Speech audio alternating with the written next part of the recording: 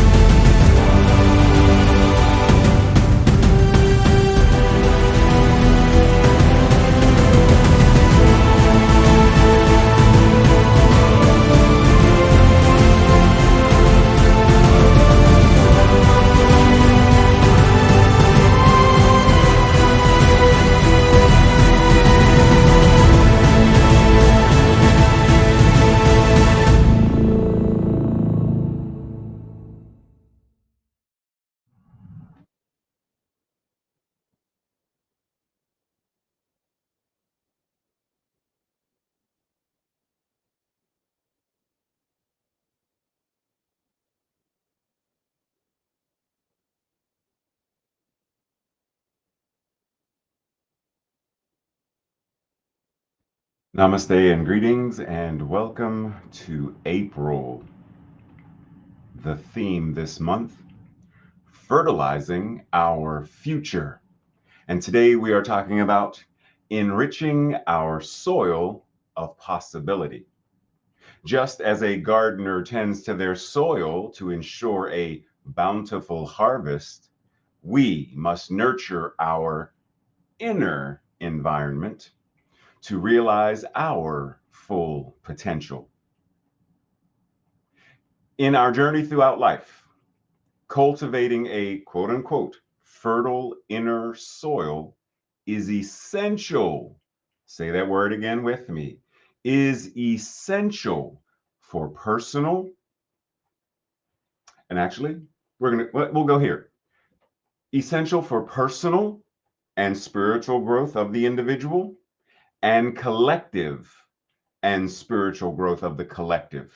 It is necessary to explore how our past experiences, both those that are life affirming and non-life affirming, those challenges that are desired and those that are undesired, how all of these things can serve as valuable nutrients that enrich our lives. How do these experiences, all of these things, how do they serve to enrich the soil of our consciousness, where the seeds of our thoughts and intentions are able to take root and then grow? Note that for those who, do gardening and farming and whatnot, we understand that can serve to fertilize the earth. Ready? Okay. Enriching our soil of possibility. In order for us to dive deeper, we have to sort of clarify some terms to begin with. So let's start with, what does the word fertile mean? For something to be fertile, land, soil, producing or capable of producing abundant vegetation or crops. Now, as we're going through this, keep checking in. How does this, right, apply to our consciousness and our lives? So producing or capable of producing abundant experiences and conditions of body, mind, and soul, individually and collectively. Synonyms: potent, high yielding, fruitful, and lush. You clear here? Okay, next term to clarify. To fertilize, such as with an egg, to develop a new individual by introducing the male reproductive material. So we can think of the energy of yin and yang when they come into collective union, and then creation is birthed as a result, right? So what is the masculine energy, feminine energy that is creating or manifesting whatever the experience is? How are we making our consciousness and our life more fertile, more productive, by adding whatever the suitable substances are, the suitable practices to our lives, to our experiences? How do we fertilize our consciousness to make our consciousness more fertile in order to reap the benefit or to reap the harvest that we have sown? Now, in order to fertilize something, what do we typically use to fertilize? We use, at least in terms of plants, we use a fertilizer. Now, what is a fertilizer? Typically a chemical or substance, natural or chemical, that is added to the soil or the land, which increases the fertility of the land. So a chemical or natural substance that is added to. Okay? So once again, think about what is it that we are adding to our own lives that serves as a quote unquote fertilizer. Once again, a substance that is spread across the soil to make it more fertile, to enrich it. That's the key word we're going to focus on right here. To enrich it. What does it mean to enrich? To improve or enhance the quality or value of. To reinforce, to upgrade, to refine, to elevate, to deepen, to intensify. So once again, how are we enriching our consciousness, enriching our lives, enriching our relationships? How are we making all of these things more fertile? What is the fertilizer that we are using to do so? What are the active steps that we can take to nurture and to enrich our dreams, our goals, our desires, ensuring that they all have the right conditions in which to flourish? Note, what are the active steps? Not just theorizing, not just marinating on, not simply having an intention, but what are the active steps that we can take, that we can engage in? What are the behaviors that will bring this about? That's the key thing, behavior. Dr. Holmes says, like the creative soil in which seeds are planted and from which a plant grows, the soil of the universe is the creative medium into which the word of spirit falls and from which creation arises. The word of the spirit, or the word of spirit. What? Your thoughts and your words, your emotions and feelings, and your actions are the seeds that go into the universe of creative potential and possibilities. And from there, the womb of creation, comes the life experience. And we can look at any externalized life experience and trace it back to a point of consciousness. Doesn't matter if it's the thing that we call in the United States of America the era of slavery, where people were kidnapped and imprisoned against their will under the umbrella of. There's a consciousness that created this system. Jim Crow South, there's a consciousness that created this. Eugenics, there's a consciousness that created this. Because the same system that operated in the United States, Adolf borrowed, noticing how well it worked, and then created a system in Germany mirrored after the system he witnessed here.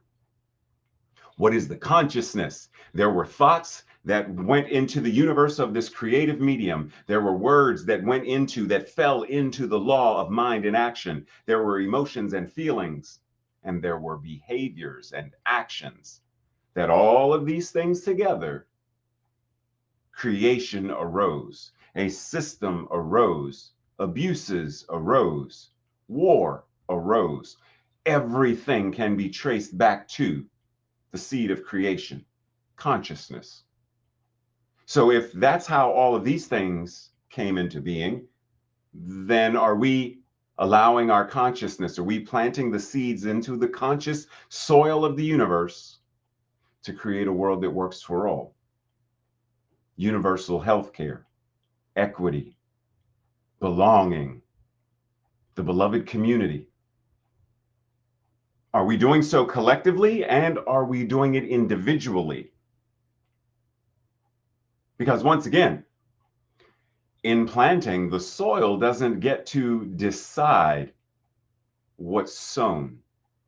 The soil receives the seed, and it does what it does.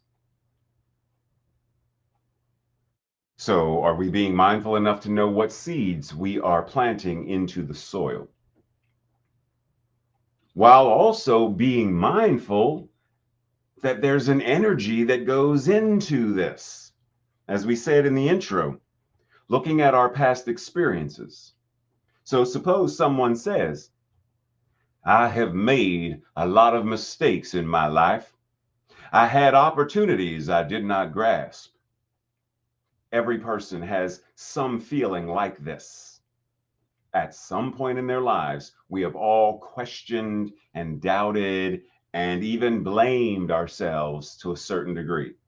This is a direct belief that there is but one opportunity which comes to each person.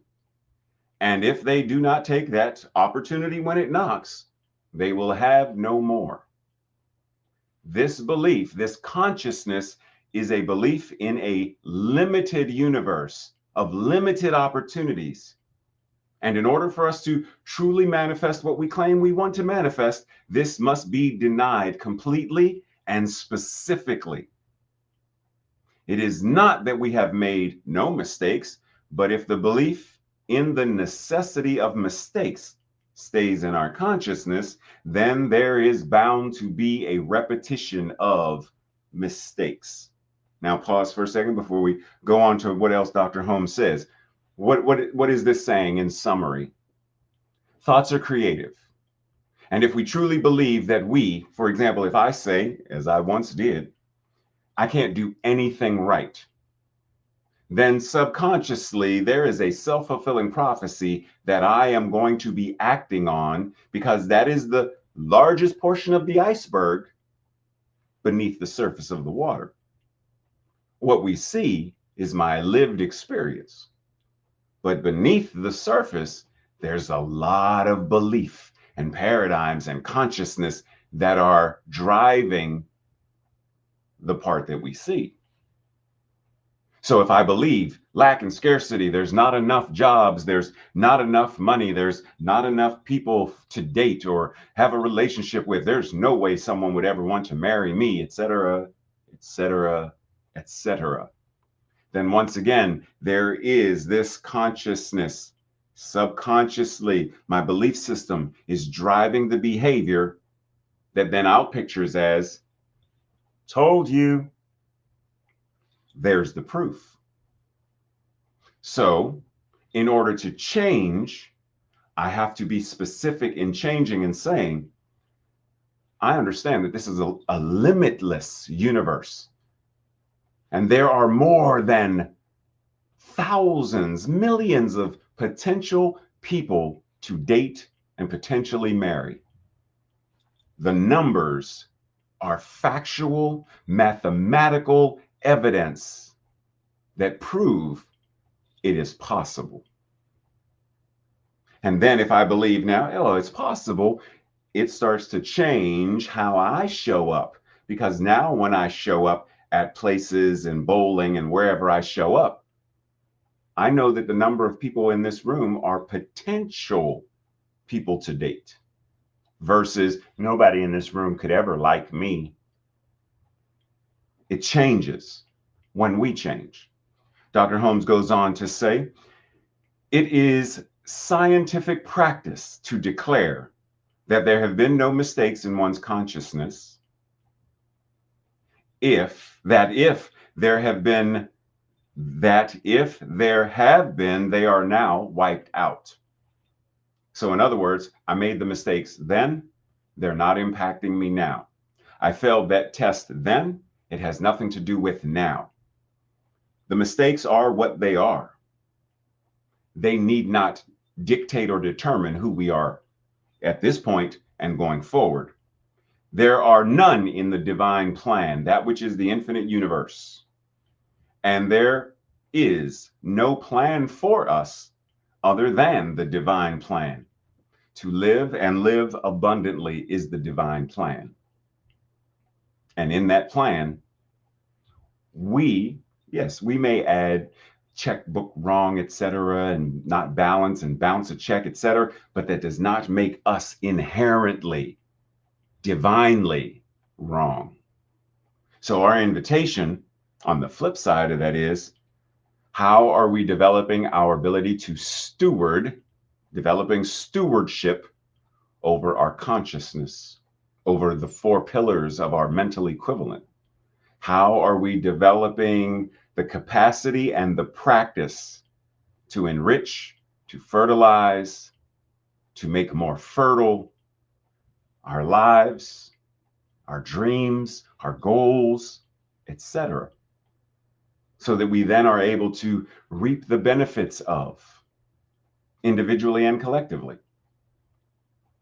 There is a creative intelligence in the universe that acts exactly like the soil does physically, but it is a spiritual thing.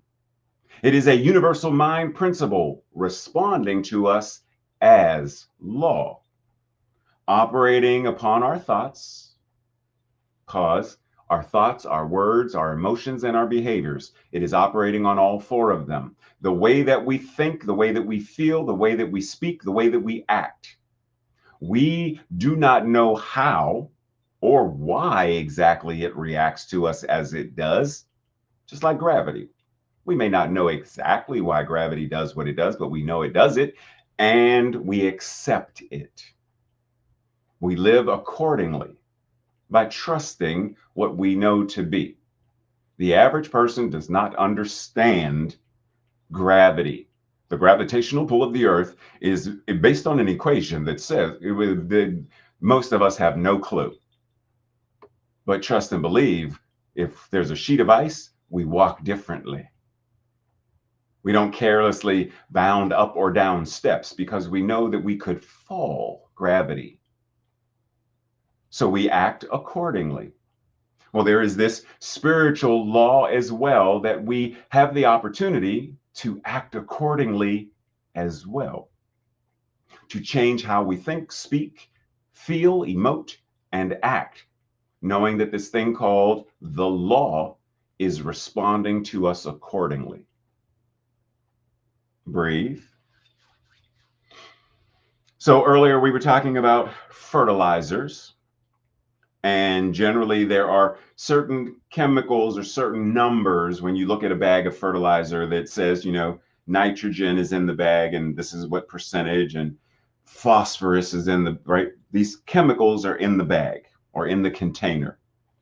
But what if we didn't look at fertilizer in this way and we were looking at it as our own lives? What are the nutrients that fertilize you? What would the NPK for you be? What is nurturing you? What is the presence of and for you? What is kindness for you? What is now? What is practicing? What is knowing? For example, if we look at these, nurturing. What nurtures health and well-being for you? What nurtures your relationships? What nurtures gratefulness? What nurtures joy for you? What about now? How do you anchor into the present in a centered and focused manner? Not dwelling on the past or the future, but being in the present. What does it look like for you to practice mindfulness or meditation? For you to practice prayer in an effective higher level of stewardship, that is, because we may meditate and we may pray and whatnot, but are we doing so at the degree that is going to create what we say we want to create? And how are you practicing effective communication? How are these nutrients fertilizing your consciousness and benefiting you, and thereby the world? Dr. Holmes says, there is no mental coercion in using the law of mind, any more than there would be in using the creative law of the fertility of the soil. Imagine someone running out into their garden and having a conversation with the soil, trying to convince it to grow onions this year. But note, many people, when they pray to a God, begging and beseeching and bargaining in that same kind. Dear God, I promise I'll give up chocolate if you'll just give me this new job. Same idea. We plant a seed in this soil and it evolves a plant. To plant a seed of thought and then uproot it through doubts and denials and undue haste and anxiety is to neutralize our effort. Back in the days when I was a fundamental Christian, we would refer to this idea of once you place whatever it is on the altar for God, do not go back to the altar and take it off. Let God do what God can do. Same general idea. If I'm going to, have an idea for something and I'm like, okay, I'm going to audition for this play. I'm going to pray, do a spiritual mind treatment to successfully. Okay, but wait a minute. Am I good enough? I mean, I didn't get that last play. And, I'm probably too old for them to cast. They're looking for someone. Oh, and then blah, blah, blah, blah, blah, blah, blah. Self-fulfilling prophecy once again. I have undone the very thing I have affirmed to create this new affirmation of, yeah, that's not going to happen. Yeah, you're not good enough. Both are affirmations. One is life affirming and one is not. But they both do the same thing. The law receives them both equally, just like the soil receives carrots or onions. Doesn't judge, it receives the seed and it grows accordingly. So too does the law. Affirmation of, yes, I can. No, I can't. The law receives just the same. It would be like planting corn and then uprooting it every few days to see if the corn was in fact growing. We must learn to trust this law of growth, this law of evolution, this law of creative process, since it is a natural part of the great universal cosmic order of cause and effect. Do we trust it? Sigmund Freud says, out of your vulnerabilities will come your strength. Now, why did I put this here? Because it is precisely this idea of vulnerability that causes us to not trust. We don't want to be vulnerable. So we try to micromanage and control everything rather than trust the mystery, trust the unknown. In order to do so, we have to be vulnerable. And he is saying it is precisely in that space of being vulnerable that your strength comes.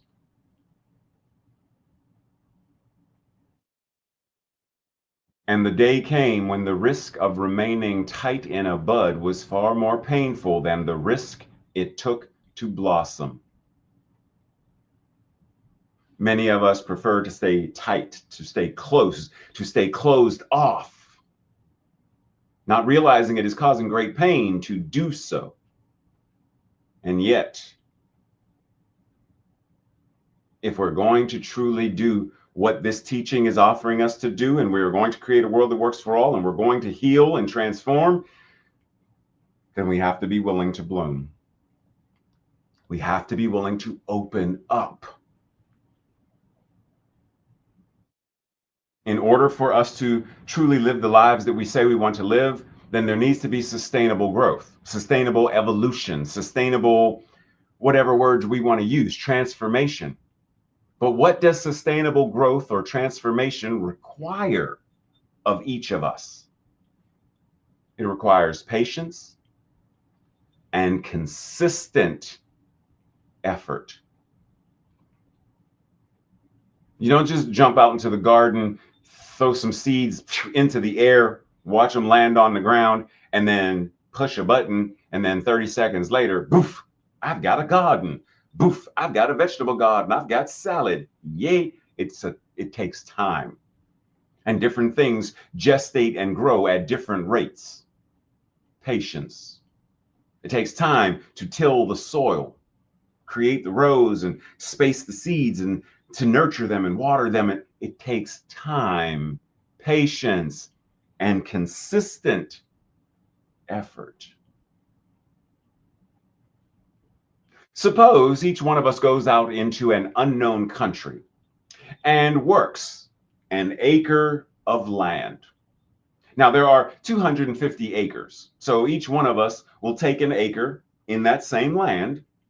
There are not 250 different kinds of creative processes in the soil, however. There is only one kind of creative process that is common to the entire 250 acres. But we are people. So each one of us plants their crop in their way, the way they like it and prefer it. Then everything is different when it comes up. And people who see it say, here are 250 individual acres of land. Because Ray planted corn, Tracy planted carrots, Deborah planted roses, Miranda planted cabbage, Michael planted oranges, etc. So people are like, oh, wow, look, 250 individual acres of land. Yeah, no. Because all of them, there is no such thing. Because all of them, there is no such thing. Because all of them, there are 250 individualized plots, but only one creative operating process in, through, and as the soil. There's no such thing as individual, no such thing. They all are operating under the same universal law. Now, the key is it works the exact same way with our subjective mind. Our creative process is exactly the same thing. There is really no such thing as what some psychologists have called your subjective mind as an individual thing. Each of these acres didn't have different kinds of, or they did have different kinds of plants, but there was only one operating principle in the soil. And it operated upon each of these different ideas to produce them. And it did so in the same fashion. It works the same way for our subjective mind. Every person, as a result of our thinking, subjectifies that thinking, or the whole mental equivalent process. It passes into what the subjective mind, or what we call the subjective mind, noting that the subjective mind in reality is a universal, creative, flowing process that flows through, in, as everything, and is currently in, through, and as, and surrounding all of us, and is reacting and responding to the thinking and feeling and speaking and actions of all of us. And it produces accordingly. And this is the core principle of this philosophy. Both the conscious and subconscious are mind. The part of the iceberg above and below aren't separate. It's one iceberg.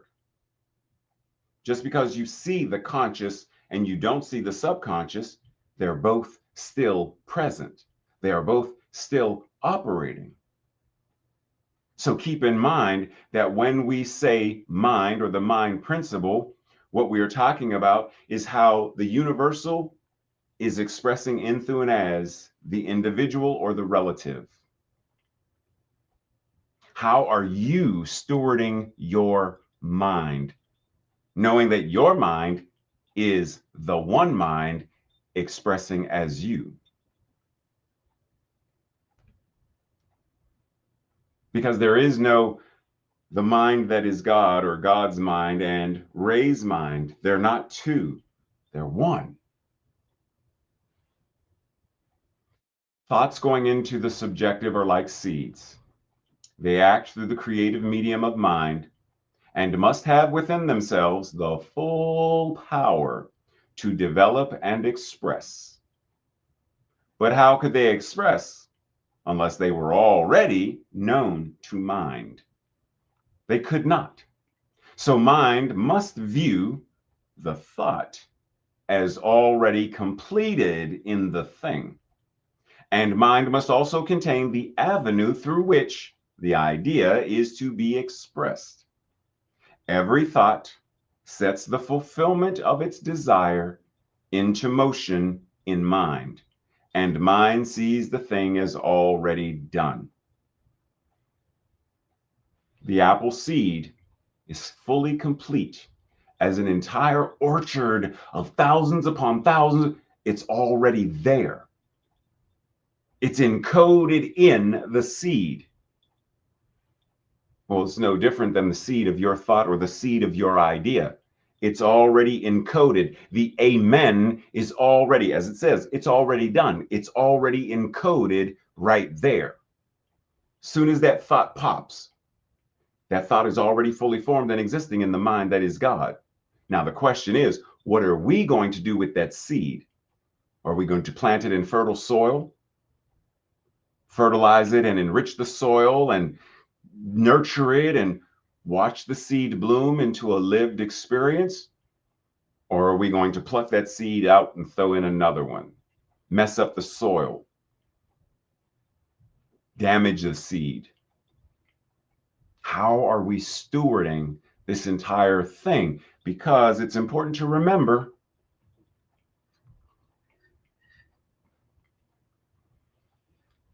in the process of gardening, we'll say,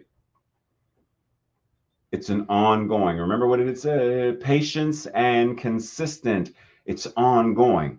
The seed is rooted, it sprouts, a baby plant grows, an adult plant grows, it matures, and more seeds fall, and those seeds take root, and those seeds sprout, and so on, and so on, and so on. It's the same way with our thoughts, our ideas, our dreams, our fantasies. The seed is planted, it sprouts, it grows, it matures. We experience the full bloom of it, we harvest it, and then we repeat the process. And some of us, the process we are repeating is we plant the seed or the idea of, I'm so broken, no one can love me. And we watch that come to full maturation as the evidence of, I'm broken and no one will ever love me. And then we replant seeds and the process continues. Because once again, life affirming or non-life affirming, there's no judgment. They both are received into the soil, and the soil responds accordingly. The negative use of the creative power of thought, then, is a very real thing, and indeed is at the root of all of our troubles. And while we persist in believing that evil is as real as good, we shall experience the evil in which we believe. Self-fulfilling prophecy. So while we persist in thinking and acting as though limitation were the law of life, then we shall continue to exist in bondage. To free ourselves from the contemplation of evil and bondage, projecting as it does the forms of lack and scarcity, unhappiness, physical disease, etc., is the whole aim and purpose of the science of mind and spirit, to free ourselves from the contemplation of the belief in and the existence within evil and bondage, to free ourselves. This is why I and people like Reverend Dr. David Alexander and a few others say that this teaching is in fact a liberation theology. Dr. Holmes says right here, this is the whole aim and purpose of the science of mind and spirit, to free ourselves, liberate ourselves, emancipate ourselves from the contemplation of that which we call evil and all of its lack and scarcity and all the things that fall into that and bondage that, as Joel Goldsmith says, ensnare us. We are to be free from it in order to truly live our lives, the divine order, to live fully, to express fully. You can give without loving, but you can never love without giving. Freedom. When we are able to truly love, we can't help but to give whatever is needed, to be the good Samaritan. Because love, for lack of a better word, love commands us to. In the same way that if I try to hold my breath, after a certain amount of time, my body is going to command me to breathe. The urge to breathe is so strong that the body will demand it. It will gasp to take in that breath. Love is the same way. And when we fully are immersed in it, then we have no choice but to give of it and from it. And going back to the idea of patience, Andy Rooney says, everyone wants to live at the top of the mountain. Everyone wants enlightenment. Everyone wants, bliss and joy, but all of the happiness and growth and enlightenment occurs while you are climbing. It's not the destination. It's the journey. It's the cultivation. It's the sowing and the nurturing and the reaping and the repeat. The Science of Mind and Spirit 4.0 offers us the tools and the techniques to sow into the law, not only the life-affirming bounty of a life that works for and serves us, but a bounty that serves and works for all. In other words, a world that works for all. That's what love does. It serves, it gives. Science of Mind and Spirit 4.0 offers us a nutrient-rich theology of liberation that feeds us in ways that benefit us physically, mentally, emotionally, spiritually, socially, and financially. As is said, you can lead a horse to water, but you cannot make it drink. So too, we can be led to the science of mind and spirit, but we must consciously choose to partake of the wisdom, the teaching, and the practices to do them and drink. Breathe. This week's affirmation, our declaration, I will say it first, and if it resonates with you, I invite you to say it with me the second time I say it. I enrich my soil of possibilities, nurturing a fertile ground for my dreams to grow and flourish. Together. I enrich my soil of possibilities, nurturing a fertile ground for my dreams to grow and flourish. So it is. So it is. This week's journal questions or Thursday night study group questions. Number 1, what am I sowing? What am I reaping? How am I tending the field of my consciousness? Number 2, what do I do to nourish and sustain all areas of my life by enriching the soil of infinite possibilities? Number 3,